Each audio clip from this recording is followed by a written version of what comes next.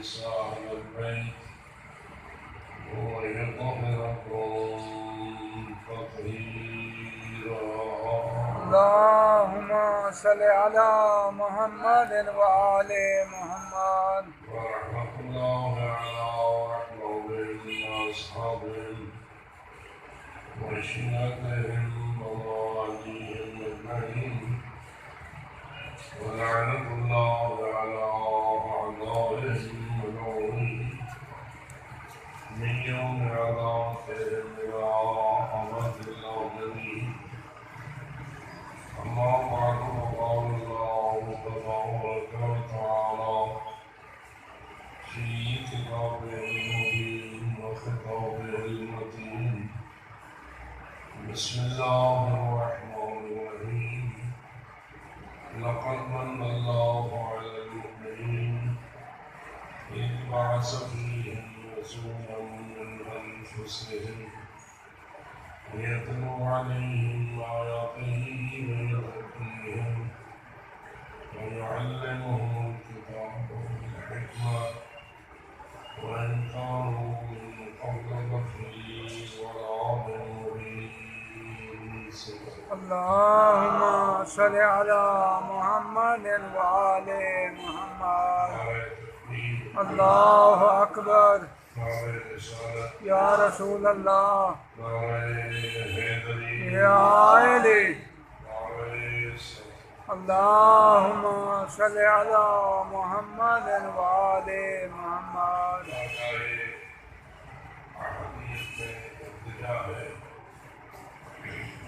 محمد و اہل بیت محمد علیہ السلام، مکتب اہل بیت کے خدمتگاروں اور ہم سب کی پیشوائی اور قیادت کرنے والے ان بزرگان کو خدا الجلال بلند درجات نصیب فرمائے. الہی آمین. ان کی خدمات کو قبول اور منظور فرمائے. الہی آمین. ان خدمات کو صرف جاری و ساری رکھنے اور ان کو مزید ترقی دینے کی ہم سب سے کوشش کریں. الہی آمین.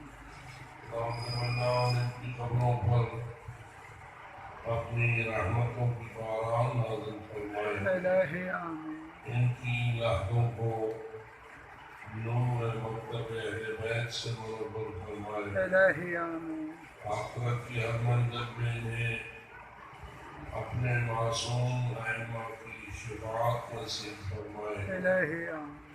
اور انہیں جنت کے بلند درجات نصیب فرمائے. الہی آمین.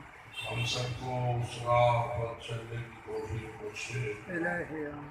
جسے اللہ نے صراط مستقیم فرمایا ہے اور صراط الذین انعمت علیہم سے تعبیر کیا ہے، اور ہمیں مغضوب علیہم کے رستوں پر چلنے اور والدین کی اقتداء کرنے سے معافی. الہی آمین. جو لوگ ان دعاؤں کو اپنے قلب کی آواز سمجھتے ہیں قبولیت کے لیے دعا قبول. اللہم صل علی محمد وآل محمد. ہر دن کو ذرا کافی زیادہ مصروف رہا. ماشاءاللہ. چوتھی مرتبہ آپ کی خدمت میں میرے گھر پہ حاضر ہوا ہوں. ماشاءاللہ ماشاءاللہ. اتنا ساتھ نہیں دیتی، صبح. اس لیے مختصر سی عرض کرنے کی سعادت حاصل کروں گا. ماشاءاللہ. آپ بھی تھکے ہوئے ہیں، گرمی بھی زیادہ ہے، پھر بھی اللہ سے توفیق طلب کرنے کے لیے بآواز بلند سے اللہم صل علی محمد وآل محمد. اللہ نے یہ جو نظام بنایا ہے جسے نظام کائنات یا نظام قوم و مکان سے تعبیر کیا جاتا ہے، جس میں عالم ارضی بھی ہے اور عالم سماوی بھی ہے، جس میں عرش بھی ہے اور جس میں کرسی بھی ہے. مطلب یہ سارا نظام بنانے والا اللہ کا کوئی العالمین ہے، اس نظام کائنات کو اس نے بے مقصد نہیں بنایا، اور نہ ہی بے مقصد بنانا اس کی شان کے مقابل ہے، اس لیے بے وقتی میں مطلق ہے، معمولی ذرے کو بھی بغیر حکمت کے پیدا نہیں کرتا۔ بے شک اتنی بڑی وسیع و عریض لامحدود کائنات کو کیسے وہ بے مقصد سوچ سکتا ہے؟ صحیح لیکن اللہ نے اس زمین پر ایک ایسی مخلوق کو پیدا کیا ہے جس کو بڑے فخر سے کہتا ہے لقد خلقنا الانسان فی احسن تقویم، بے شک ہم نے انسان کو بہترین تقویم میں خلق کیا ہے۔ سبحان اللہ اور اس کی اس احسن تقویم کی نشانی یہ ہے کہ اللہ نے انسان کو جسم اور بدن کے ساتھ ساتھ عقل و فہم اور روح کی نعمت سے نوازا ہے۔ سبحان اللہ عقل و فہم اور روح اتنی بڑی نعمت ہے کہ جس کے برابر اور کسی نعمت کو قرار نہیں دیا جا سکتا۔ اس نعمت نے انسان کو اشرف قرار دلایا ہے، اور اس نعمت کے ساتھ انسان اس لائق ہوا ہے کہ وہ یہ سمجھ سکے اور ادراک کر سکے کہ اللہ نے کن حکمتوں کو سامنے رکھتے ہوئے اس کائنات کو خلق فرمایا ہے۔ سبحان اللہ باقی مخلوقات اس قسم کی قوت ادراک، قوت عقل اور قوت فکر نہیں رکھتی جیسی نورانی طاقت و فکر اللہ نے حضرت انسان کو عطا فرمائی ہے۔ سبحان اللہ جس کو نصیب ہوئی ہے وہ شکریہ کے لیے معاون سے اللہم صلی علی محمد وآل محمد۔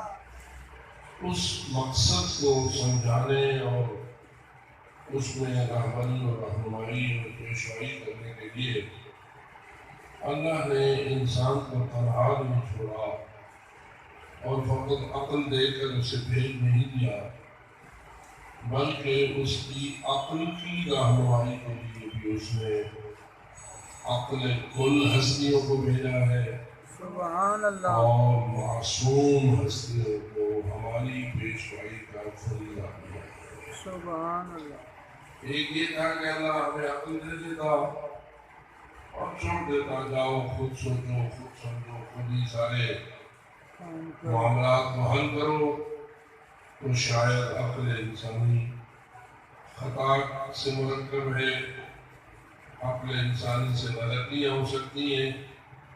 یہی وجہ ہے کہ جو لوگ انبیاء اور رسول کی باتیں نہیں سنتے اور ان کی ہدایات کو نہیں مانتے، وہ بہت زیادہ غلطی کرتے ہیں، اور جو انبیاء کے نقش قدم پہ چلتے ہیں وہ مقصد تخلیق کائنات کو سمجھنے میں اتنی بڑی فحش بازی نہیں کرتے جتنی فحش کرتی نبیوں اور رسولوں پہ منکر کرتے ہیں۔ صحیح جن کو آپ کافر کہتے ہیں، جن کو آپ مشرک کہتے ہیں، وہ مقصد کائنات کو سمجھنے میں اتنے نزدیک قسم کے فیصلے کرتے ہیں کہ انبیاء اور رسول کی ہدایت پانے والے حیران ہو کر سمجھتے ہیں کہ یہ عقل رکھتے بھی ہیں یا نہیں، کیا یہ فکر رکھتے ہیں بھی یا نہیں۔ اور اللہ بھی فرماتا ہے لَهُمْ قُلُوبٌ لَا يَفْقَهُونَ بِهَا وَلَهُمْ أَعْيُنٌ لَا يُبْصِرُونَ بِهَا وَلَهُمْ آذَانٌ لَا يَسْمَعُونَ بِهَا أُولَٰئِكَ كَالْأَنْعَامِ بَلْ هُمْ أَضَلُّ۔ یہ ایسے انسان ہیں قلب و عقل رکھتے ہوئے سمجھتے نہیں، آنکھیں رکھتے ہوئے دیکھتے نہیں، کان رکھتے ہوئے سنتے نہیں، ایسے انسان کل انعام ان جانوروں اور چارپاؤں کی مثل ہیں، بل ہم اول، بلکہ یہ ان سے بھی زیادہ گمراہ اور گئے گزرے ہیں، ان سے تو حیوان بھی بہتر ہے۔ صحیح، بات سمجھ آئی؟ ماشاء اللہ، اللہ یہ مذمت کر رہا ہے یا تعریف کر رہا مذمت، ہے؟ ان کی عقل ہے اور یہ سمجھتے نہیں، ان کی آنکھیں ہیں اور یہ دیکھتے نہیں، ان کے کان ہیں یہ سنتے نہیں۔ کیا کہہ رہا ہے آپ کا؟ یہ ان آنکھوں اور کان والوں کی تعریف ہے یا ان کی مذمت ہے؟ مذمت، جی مذمت، مذمت ہے۔ یہ آنکھیں کس نے دی؟ اللہ نے، اللہ نے۔ یہ کان کس نے دیے؟ اللہ نے، اللہ نے۔ یہ عقل و قلب کس نے دیا؟ اللہ نے، اللہ نے۔ وہی کیوں مذمت کر رہا ہے؟ مذمت اس لیے کر رہا ہے کہ جس مقصد کے لیے میں نے یہ توانائیاں اور یہ آلات ان کو عطا فرمائے تھے، وہ اس مقصد کے لیے انہیں استعمال نہیں کرتے، بلکہ دوسرے مقاصد کے لیے اپنی اللہ کی دی ہوئی ان توانائیوں کو استعمال کرتے ہیں۔ اس لیے میری نگاہ میں یہ انسان نہیں بلکہ انسان سے کمتر اور بدتر مخلوق ہے۔ اللہم صلی علی محمد وآل محمد۔ کہ اللہ نے انبیاء و رسل کے ذریعہ ہمیں حیوان ہونے سے بچا دیا، ہمیں بدتر قسم کی مخلوق ہونے سے بچا دیا، بشرطے کہ ہم انبیاء کی تعلیمات پر عمل کریں، ان کی باتوں کو سمجھیں، ان کو سنیں، ان کو دیکھیں اور ان کی ہدایات پر عمل کریں۔ اگر ہم ایسا کرتے ہیں تو پھر اللہ کے ہاں ہم انسان اور اشرف المخلوقات ہیں، اور اگر ہم ایسا نہیں کرتے تو بارگاہ خداوندی میں وہ انسان حیوانوں سے بھی بدتر ہے۔ مثلاً رسول اکرم نے ایک شخص کو کہا تھا، من لہذا الکلب، کوئی ہے جو اس کتے کا منہ بند کرے۔ ایک شخص کا نہ ہو، خاتون ظاہراً انسان، لیکن رسول نے اسے کیا کہہ دیا؟ کتا۔ کیوں کہا رسول نے کتا؟ اس لیے کہ وہ آنکھیں رکھتے ہوئے دیکھتا نہ تھا، کان رکھتے ہوئے سنتا نہ تھا، عقل رکھتے ہوئے سمجھتا نہ تھا، بالکل حیوانوں سے بھی بدتر، نجس العین جانور سے بھی بدتر گیا گزرا، اپنے راہبر کو جو نہ پہچانے اور اپنے مقصد تخلیق سے جو آگاہ نہ ہو اور اس پر عمل نہ کرے، اس کو انسان کہنا انسان کی بھی توہین ہے۔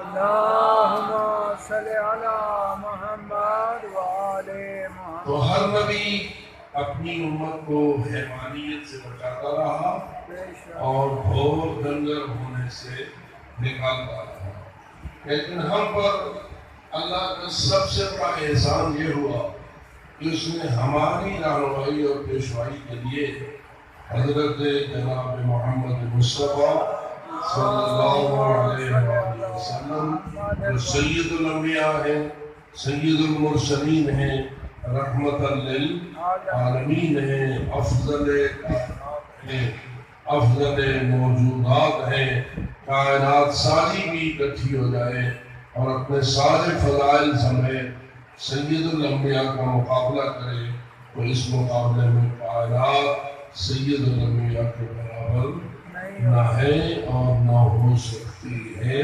اللہ نے ہم پر سب سے بڑا احسان یہ کیا ہے کہ ہماری ہدایت اور پیشوائی کے لیے حضرت کو زحمت دی ہے اور وہ تشریف لائے۔ جو ان کی تشریف آوری کا شکریہ ادا کرنا چاہے بلند سے اللہم صلی علی محمد وآل محمد۔ اس کو قرآن مجید نے ان الفاظ سے ثابت کیا کہ لقد من اللہ علی المؤمنین، اللہ نے مومنوں پر احسان کیا، اور میرے الفاظ میں سب سے بڑا اور سب سے اونچا احسان کیا کہ اس بعث فیہم رسولا من انفسہم، جو ان کے اندر ایک ایسی ہستی کو رسول بنا کر بھیجا ہے تو نہیں انسانوں میں سے، لیکن کام کیا کرتا ہے، غرض ان کی کیا ہے، مقصد ان کا کیا ہے، یتلو علیہم آیاتہ ویزکیہم ویعلمہم الکتاب والحکمہ وإن كانوا من قبل لفی ضلال مبین۔ اس آیت کریمہ نے ہمیں بتایا کہ پاک رسول جو سید و سردار کائنات ہیں، وہ جس مقصد کے لیے آئے تھے انہیں قرآن نے یتلو علیہم آیاتہ ویزکیہم ویعلمہم الکتاب والحکمہ، اس سے تعبیر کیا ہے۔ یہ سلسلہ رسول اکرم نے انجام دیا اور اپنی پوری زندگی اس غرض و آیت اور اس مقصد کے لیے وقف کی، اور آپ کی رحلت اور حسرت حیات وفات کے بعد کیا یہ سلسلہ بند ہو گیا یا چلتا رہا؟ چلتا رہا، کیونکہ یہ غرض ایسی نہیں تھی جو وقتی ہوتی، وہ ایک محدود مدت کے لیے ہوتی اور اس کے بعد اس کا سلسلہ ختم ہو جاتا۔ نہیں، بے شک نبی اکرم کی زندگی تو محدود تھی اور وہ 63 سال سے زیادہ اس زمین پر زندہ نہ رہے، اور اللہ نے انہیں اپنے پاس واپس بلا لیا، لیکن اس کے باوجود جس مقصد کے لیے حضرت نے محنت کی تھی اور جس مقصد کے لیے آپ نے زحمات اور تکلیفیں اٹھائی تھیں، وہ مقصد برقرار ہے، چلتا ہے اور چلتا رہے گا۔ اے ہماری درسگاہ کربلا کربلا، اے ہماری درسگاہ کربلا کربلا، حق کا سیدھا راستہ کربلا کربلا، حق کا سیدھا راستہ کربلا کربلا، آواز بلند تر صلوات، اللہم صلی علی محمد وآل محمد۔ پاک رسول نے اتنی بڑی محنت کی اور اتنی زیادہ زحمت اٹھائی کہ اللہ نے فرمایا الیوم اکملت لکم دینکم واتممت علیکم نعمتی ورضیت لکم الاسلام۔ لیکن یہ کب فرمایا؟ اس وقت فرمایا جب رسول اکرم نے میدان غدیر میں امیر المومنین علی کا ہاتھ پکڑا، لوگوں کو دکھایا، اور من کنت مولاہ فہذا علی المولا فرمایا۔ اللہم والی من والاہ وعاد من والاہ کی دعا کی اور امیر المومنین کے مولا ہونے کا اعلان فرمایا۔ کیا کہیں گے کہ رسول اکرم نے اپنی زندگی کے آخری ایام میں جو امیر المومنین کے مولا ہونے کا اعلان فرمایا، کیا اس کا یہ مطلب نہیں کہ جو کام رسول کر رہے تھے اسی کام کی ذمہ داری اب اپنے بعد والے اس مولا کے کندھے پہ ڈالتے ہیں؟ جی، من کنتو مولا ہو فہذا علی المولا۔ اب اس کا ظاہری معنی تو یہی کیا جاتا ہے کہ جس کا میں سردار ہوں، جس کا میں حاکم ہوں، جس کا میں مولا ہوں، اس کا یہ علی مولا ہے۔ لیکن علی جب مولا ہے تو کیا ان کی ذمہ داری بھی وہی ہے یا نہیں جو نبی مولا کی ہے؟ وہی ذمہ داری، وہی ذمہ۔ اپنے آپ کو رسول نے کہا میں جس کا مولا ہوں، اس وقت میں یوں تعبیر کروں، جو ذمہ داری میں ادا کرتا رہا ہوں، آج میرے بعد تمہارا مولا علی ہے، یعنی اب ان ذمہ داریوں کو ادا کرنا کس کے کندھے پر ہے؟ مولا علی کے کندھے پر ہے۔ تو کیا مولا علی ذمہ داری اٹھانے میں کامیاب ہوئے یا نہیں؟ کامیاب ہوئے۔ تو کبھی کبھی میں مثال دیتا ہوں کہ بڑی خوشی ہوتی ہے اس دولہے کو جو سیرے پاک کے گانے پاک کے برات چڑھا کے بھیتے گھر میں نہ پہ ہوتے تو سارے خوش ہوتے ہیں، دولہا صاحب بھی پھولوں سے لدے ہوئے ہوتے ہیں اور ساری اس کی برادری، اس کے ماں باپ اور اس کے دیگر سارے خوش ہوتے ہیں۔ خوشی تو ہوتی ہے، لیکن کیا خوشی کے ساتھ ذمہ داری بڑھ رہی ہوتی ہے یا نہیں؟ بڑھ رہی ہوتی ہے جی، ہماری بڑھ رہی ہے۔ سارے جیسے پاک فرق ہے بیٹھے ہو، ہم سمجھی بیٹھے ہو نا کہ وہ سیرے جو آپ نے پہنے تھے اور وہ جن جان لیے تو سچ چڑھائی آئے بعض بندے کا ڈھول شور مار کے بڑی خوشی کا اظہار کرتے ہیں، لیکن بات کو پتہ لگتا ہے کہ وہ خوشی آیا بوجھ کا باعث بنی ہے یا نہیں، ذمہ داری کا باعث بنی ہے یا نہیں۔ تو معلوم ہوا خوشیاں ذمہ داری ادا کی ہیں، خوشیاں کیا لاتی ہیں؟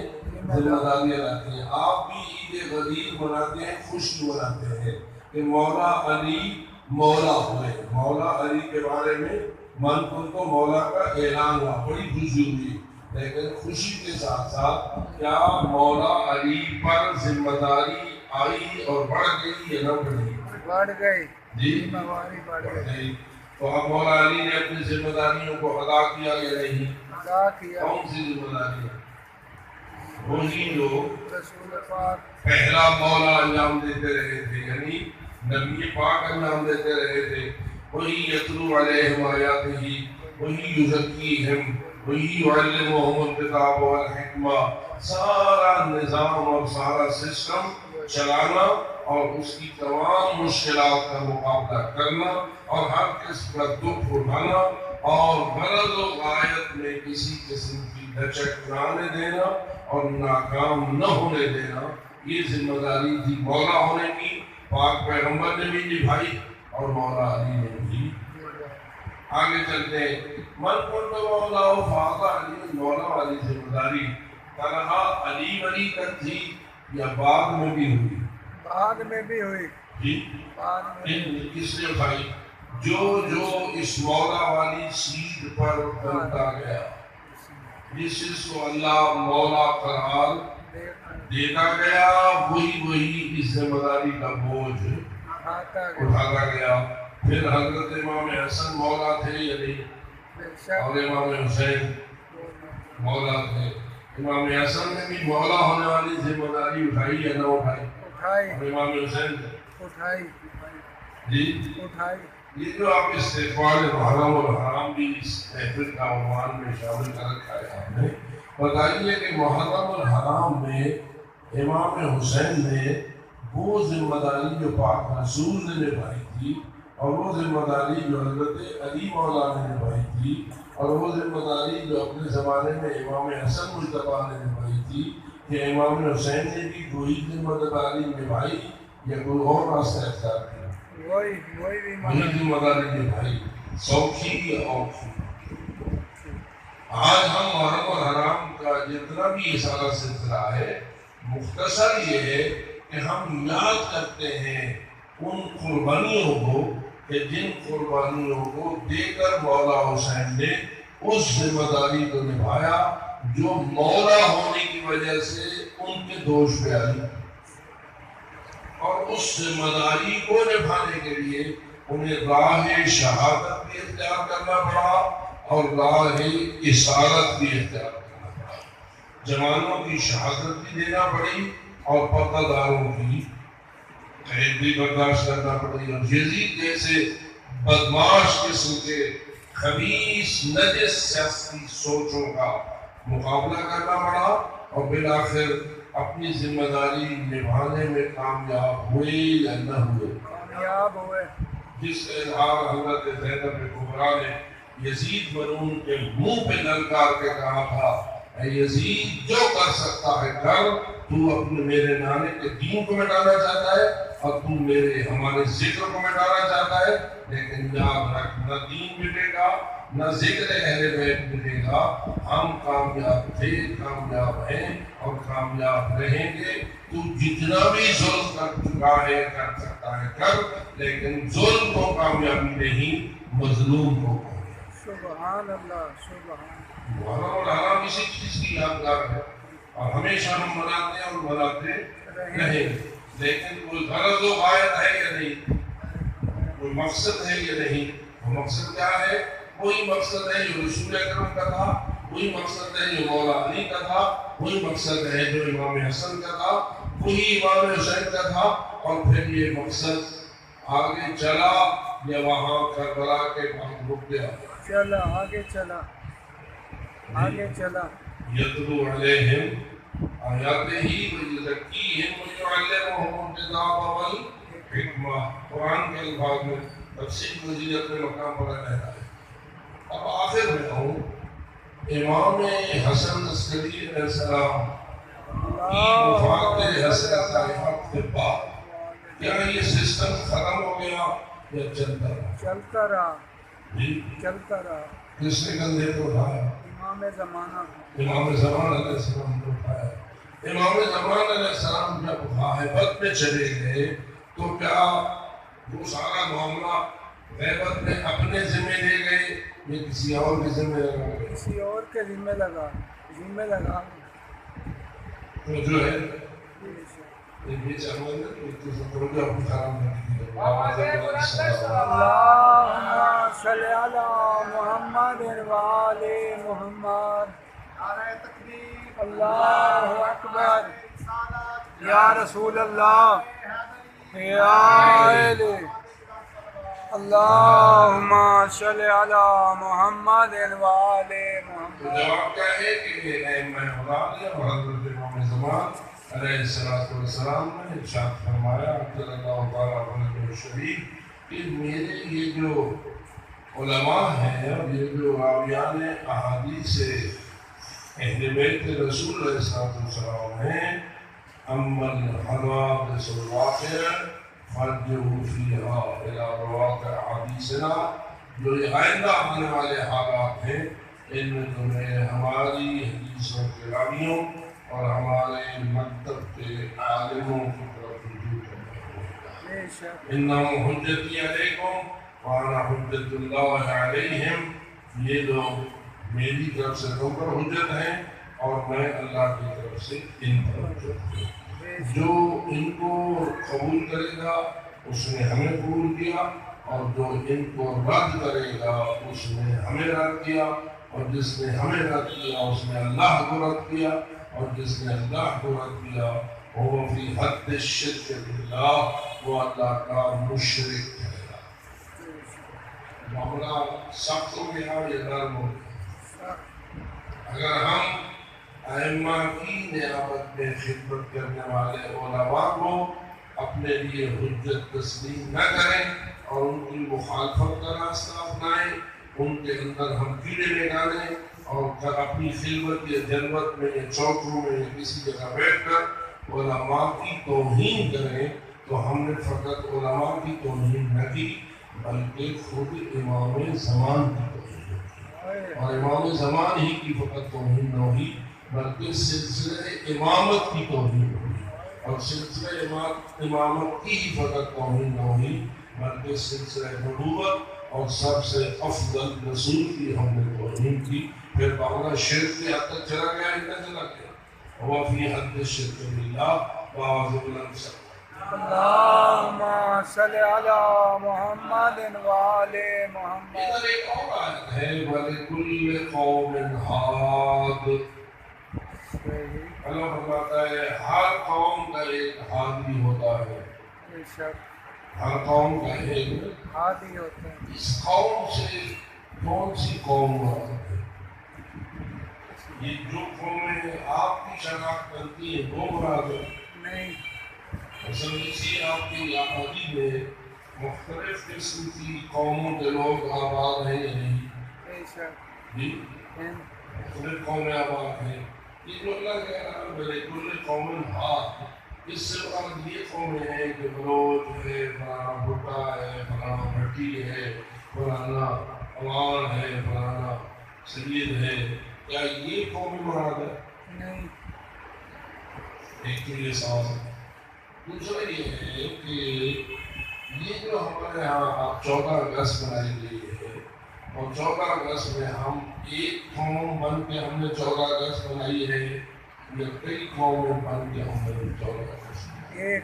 ایک قوم. ایک قوم. ایک قوم. ایک قوم. وہ قوم کیا ہے؟ پاکستانی. یہی قوم ہے. ہم سارے کون ہیں؟ پاکستانی ہے. یعنی پاکستانی ہونا ایک قوم ہے.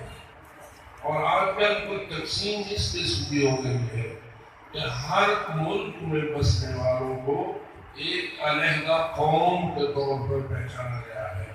ایران والی قوم ایک قوم ہے، عراق والی قوم ایک قوم ہے، پاکستان والی قوم ایک قوم ہے، ہندوستان والی قوم ایک قوم ہے، اندر مختلف قبائل موجود ہیں، مختلف شعبے موجود ہیں، لیکن ان کی وہ اہمیت نہیں جتنا ایک ملک ہونے کے حوالے سے اس قوم کی اہمیت ہے۔ بات میں سمجھ آ گئی ہے؟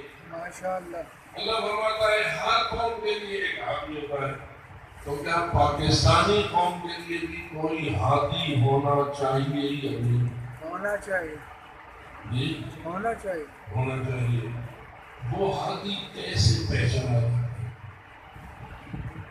اس کے تو ایک طریقہ یہ ہوتا ہے کہ اس علاقے کے علماء مل بیٹھتے ہیں اور اپنے میں سے ایک شخص کو اپنا قائد، اپنا رہبر اور اپنا پیشوا متعارف کرواتے ہیں، اور گویا وہ یہ اعلان کرتے ہیں کہ آئندہ کے لیے ہم اس کے پیچھے چلیں گے اور تم ہمارے پیچھے چلو گے۔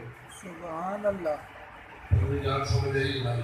ماشاءاللہ۔ اب ان ہستیوں کی آپ برسی کو بنانے کے لیے تشریف فرما ہے، ان میں سے ایک نام حضرت علامہ سید محمد دہلوی رضی اللہ مقامہ کا ہے، اور ایک نام حضرت علامہ مفتی جعفر حسین رضی اللہ مقامہ کا ہے، پھر ایک نام قائد شہید علامہ سید عارف الحسینی کا ہے۔ یہ سارے کیسے قیادت پر آئے؟ ان کو قیادت جمنے ملی ہے؟ نہیں جی نہیں وہاں کی گود میں مل گئی تھی؟ نہیں۔ کس نے ان کو قائد مانا تھا اور کس طرح یہ منصب قیادت پر فائز ہوئے تھے؟ تو جواب یہ کہ جب علماء اپنی اپنی قوم کے راہبر اور رہنما ہوتے ہیں نیابت امام میں، امام نے کیا فرمایا تھا کہ تم نے کن کو ماننا ہے اور کن کے پیچھے چلنا ہے؟ میرے مذہب کے علماء کے پیچھے چلنا ہے۔ تو پاکستان میں جو مذہب اہل بیت کے علماء تھے وہ اکٹھے ہوئے اور انہوں نے چاہا کہ ہم علیحدہ علیحدہ ہو کر اس فریضے کو انجام نہیں دیں گے، ہمارے اندر ایک فرد ایسا ہونا چاہیے جو ہمارا سربراہ ہو، ہم اس سربراہ سے ہدایات لیں اور اس کے کہنے کو چلیں اور عوام کو ہم اپنے پیچھے چلائیں، اور اس طرح ایک صف ہو۔ جیسے کہ مثلا نماز باجماعت ہوتی ہے، تو نماز باجماعت میں کتنے امام مسجد ہوتے ہیں، کتنے پیش امام ہوتے ہیں؟ ایک اور دادا ایک تصویر آئی تھی کہ ایک تصویر سے دو پیش نماز ایک جماعت کے آگے کھڑے ہوئے تھے، کیا وہ صحیح تھا؟ غلط، جی غلط۔ کیوں؟ اس لیے کہ ایک جماعت کے کتنے پیش نماز؟ ایک۔ تو اسی طرح ایک قوم کے کتنے قائد؟ ایک۔ اس کا انتخاب جیسے آپ اگر پیش نماز کے پیچھے جب سارے نماز پڑھنے لگ جاتے ہیں، عوام بھی، علماء بھی، خواص بھی، عوام بھی، تو نتیجتاً اس کو اس نماز کی قیادت حاصل ہو جاتی ہے، اور جب تک وہ نماز پڑھاتا ہے باقی سارے اس کے پیچھے چل لیتے ہیں، اور نتیجتاً ان کی نماز جماعت کے حوالے سے پہچانی جاتی ہے۔ اسی طرح ہمیں اپنے دیگر امور میں بھی علماء نے ایک قائد دیا، اس قائد کے پیچھے علماء چلے اور علماء کے پیچھے ہم چلے، اور اس طرح ہماری ایک جماعت بن گئی، اور آگے ایک پیش نماز ہو گیا، پیچھے ہم سارے اس کے نمازی ہو گئے، اور پوری قوم ایک صف میں پوری قوم ایک صف میں کھڑی ہو گئی۔ انتخاب کس نے کیا؟ علماء نے۔ جی علماء نے۔ علماء کا کوئی مقام ہے ائمہ کے نزدیک یا نہیں؟ مقام ہے۔ اس لیے علماء کو ائمہ نے اپنی طرف سے حجت قرار دیا ہے، لیکن یہ نہیں حجت ہوتے کہ کانوں کام ہو جائے، وہ کہے میں عالم ہو گئے گا، میں قائد ہو گئے گا، میں راہبر ہو گئے گا، میں پیش نماز، جو میں کرے وہ امام کا لائق نہیں ہو سکتا۔ بے شک۔ جو اپنی دکان چمکائے وہ راہبر نہیں ہو سکتا، اور یہی وجہ ہے کہ آپ نے دیکھا کہ ان علماء نے پڑھ کر اپنے آپ کو قیادت کے لیے پیش نہیں کیا، علماء نے ان کو کہا کہ نہیں، ہم آپ کو قائد مانتے ہیں اور آپ کو ہماری راہبری کرنا چاہیے. اس وقت انہوں نے کہا کہ ٹھیک ہے اب میری ذمہ داری ہو گئی, میری ڈیوٹی ہو گئی, میرا وظیفہ ہو گیا کہ اب جب تم نے مجھے اس مقصد کی ذمہ داری دی ہے تو میں ذمہ داری کو اٹھانے والا ہوں. اسی طرح علامہ صرف محمد دہلوی نے کیا. یہی صورتحال علامہ مفتی جعفر حسین کی تھی اور یہی صورتحال علامہ خالد شہید کی تھی اور یہی صورتحال موجودہ ہے. اور اسی طرح علماء